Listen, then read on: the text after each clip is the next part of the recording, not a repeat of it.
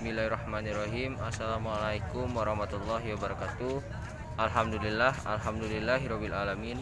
Wassalatu wassalamu ala asrofil anbiya'i wal mursalin wa ala alihi wa sahbihi rasulillahi ajmain.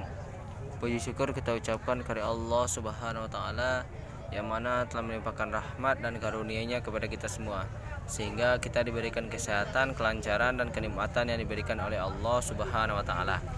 Baiklah, di sini pada pertemuan kali ini izinkanlah saya sebelumnya memperkenalkan diri terlebih dahulu. Perkenalkan, nama saya Pres Megari, NIM 19067018. Pada video pertemuan kali ini saya akan membawakan tema tentang pertemuan 11 atau tema 11, yaitu tentang administrasi ketatausahaan sekolah. Di sini di dalam administrasi ketatausahaan sekolah memiliki 5 tujuan. Yang pertama ada untuk mengetahui pengertian administrasi ketatausahaan sekolah. Yang kedua untuk memahami proses tata persuratan. Yang ketiga untuk mengetahui proses tata kearsipan. Yang keempat untuk mengetahui proses tata ruang kantor atau sekolah. Yang kelima untuk memahami keterlibatan guru dalam administrasi ketatausahaan sekolah. Baiklah,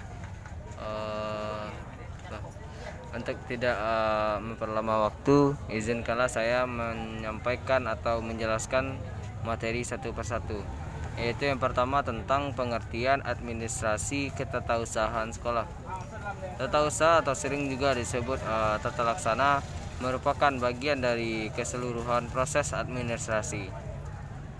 Di samping itu, tata usaha juga diartikan sebagai kegiatan melakukan penentuan segala sesuatu yang terjadi dalam organisasi untuk digunakan sebagai bahan keterangan oleh pimpinan, yang meliputi segenap kegiatan mulai dari pembuatan, pengelolaan, pendataan sampai dengan penyimpanan semua bahan keterangan yang diperlukan oleh organisasi. Sedangkan pengertian tata usaha menurut pedoman pelayanan tata usaha untuk perguruan tinggi adalah segenap kegiatan pengelolaan surat menyurat, yaitu penghimpunan, menerima, catatan, mencatat, mengelola, mengandalkan, mengirim dan menyimpan semua bagian keterangan yang diperlukan oleh organisasi. Dengan pengertian ini, maka tata laksana atau tata usaha bukan hanya meliputi surat menyurat saja, tetapi semua bahan keterangan atau informasi yang terwujud warkat. Pekerjaan tata usaha meliputi rangkaian aktivitas menghimpun, mencatat, mengelola, mengandalkan, mengirim dan menyimpan keterangan-keterangan yang diperlukan dalam setiap usaha kerja tim atau kerjasama. Yang kedua ada proses tata persuratan. Surat merupakan suatu sarana komunikasi dalam bentuk tulisan apapun medianya. Tata persuratan merupakan tahap penciptaan dalam daur hidup arsip. Kegiatan tata persuratan menyangkut materi yang lingkupnya esensial dalam komunikasi kedinasan, yang meliputi penentuan jenis surat, sifat, format surat yang menampung bentuk redaksional, serta penggunaan sarana pengamanan surat, serta kewenangan penandatanganan. Dalam menyusun surat menyurat dikenal proses atau petugas perhimpunan atau penerima, penyortir, pencatat, pengarah, pengolah dan penata arsip.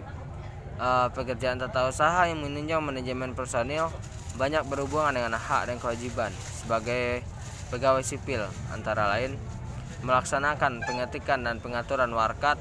Yang kedua, membantu memperbanyak salinan surat menyurat keputusan serta lampiran-lampiran yang dibutuhkan. Yang ketiga, menyiapkan, menyimpan dan mengisi kartu pegawai. Yang keempat, menyiapkan belangko presensi pegawai. Yang kelima, membantu kepala sekolah dalam membuat laporan statistik keadaan pegawai edukatif dan administratif. Kegiatan yang mengenai penataan inventaris sekolah sebagai berikut. Yang pertama, Pekerjaan inventaris sebenarnya menyangkut bagian manajemen sarana. Yang kedua, pencatatan keluarnya barang-barang, misalnya digunakan, dipinjam, dihibahkan dan diberikan kepada lembaga lain atau perseorangan atau disingkirkan. Kegiatan yang menunjang penataan surat menyurat sebagai berikut. Yang pertama, pengurusan surat masuk. Yang kedua, pengurusan surat keluar. Dan adapun dari tujuan dari tata persuratan adalah yang pertama, menciptakan keseragaman dalam pola umum penyelenggaraan tata persuratan. Yang kedua, mewujudkan tata kearsipan yang lebih berdaya guna dan hasil yang berguna. Yang ketiga, menunjang kelancaran komunikasi kedinasan dan kemudahan dalam pengendalian pelaksanaan. Yang keempat, meningkatkan daya guna dan hasil guna secara berkelanjutan dalam penyelenggaraan dalam tugas kedinasan. Untuk materi yang ketiga ada proses tata kearsipan. Pengaturan penyimpanan surat pengarsipan. Surat-surat yang sudah selesai diproses lalu diarsipkan. Kegiatan kearsipan adalah menyimpan dan memelihara arsip tersebut ke dalam filing kabinet atau almari arsip agar tetaplah patuh dan mudah dicari kembali apabila diperlukan.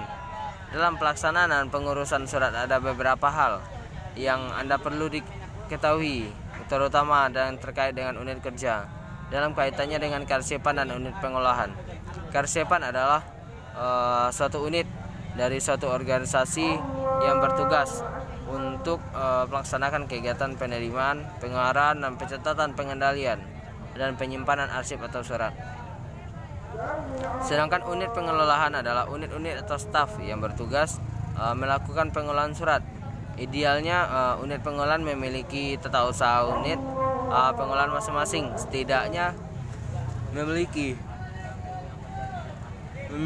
seorang yang mengelola arsip dalam unit atau pengelolaan tersebut. Yang cara-cara yang digunakan sebagai pedoman dalam penyimpanan arsip dilakukan. Yang pertama, menurut tanggal masuknya surat. Yang kedua, menurut pokok atau surat.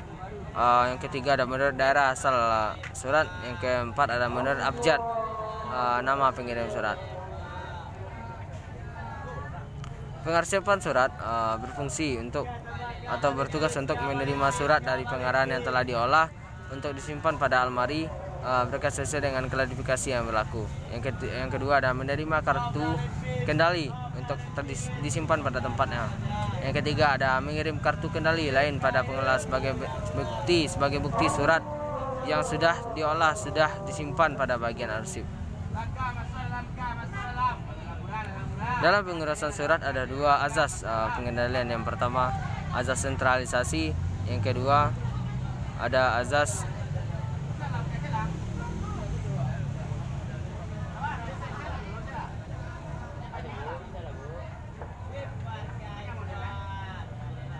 sentralisasi. Di sini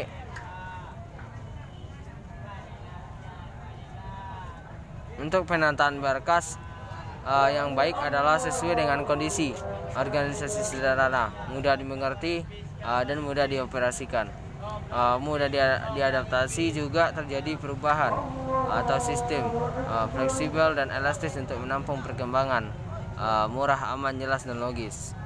Secara sederhana, berkas yang disimpan berdasarkan kunci penggunaan arsip. Contohnya yang pertama itu tagihan yang disimpan berdasarkan jatuh tempo.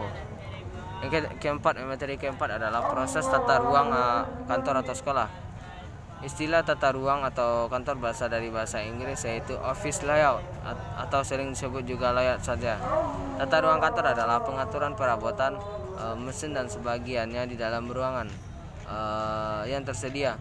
Ada beberapa ahli yang mendefinisikan tata ruangan kantor, diantaranya sebagai berikut. Yang pertama menurut Dr. Andreas de Liangy. Yang kedua ada menurut Littlefield dan Peterson. Tujuan tata ruang kantor atau sekolah yang pertama yaitu memberikan kemudahan yang optimum bagi urus komunikasi ataupun kerja, memberikan kondisi kerja yang baik setiap orang, mewujudkan pengawasan sehingga manajer dapat melihat staf yang sedang bekerja, dan lain-lain sebagainya. Bentuk-bentuk tata ruang kantor yang pertama yaitu tata ruangan tertutup, dan yang kedua ada tata ruangan terbuka. Yang ketiga ada tata ruang kantor semi tertutup. faktor-faktor yang mempengaruhi tata ruang yaitu ada perencanaan cahaya, yang kedua perencanaan warna, yang ketiga ada perencanaan udara. Yang kelima adalah keterlibatan guru dalam administrasi ketatausahaan sekolah. Ada beberapa hal yang bisa dilakukan oleh seorang guru dalam ketatausahaan di sekolah. Yang pertama yaitu pencatatan murid. Yang kedua ada pencatatan tentang guru. Yang ketiga ada pencatatan proses belajar mengajar (PBM). Yang keempat penertiban buku-buku tata usaha. Mungkin kesimpulannya yang di sini adalah tata usaha yaitu semua mekanisme yang dapat membantu, memperlancar, meningkatkan aktivitas dan efisien proses administrasi dengan menyediakan segala dan data dan informasi yang diperlukan sehingga administrasi tersebut berjalan dengan lancar.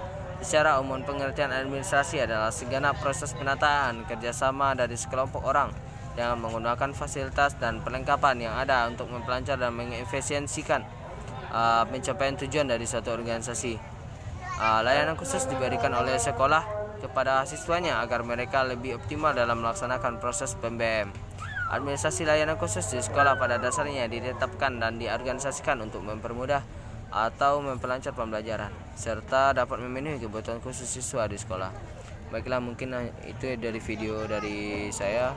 Kalau ada kata atau pelajaran yang ketinggalan mohon dimaafkan. Wabillahi taufiq wal hidayah. Wassalamualaikum warahmatullahi wabarakatuh.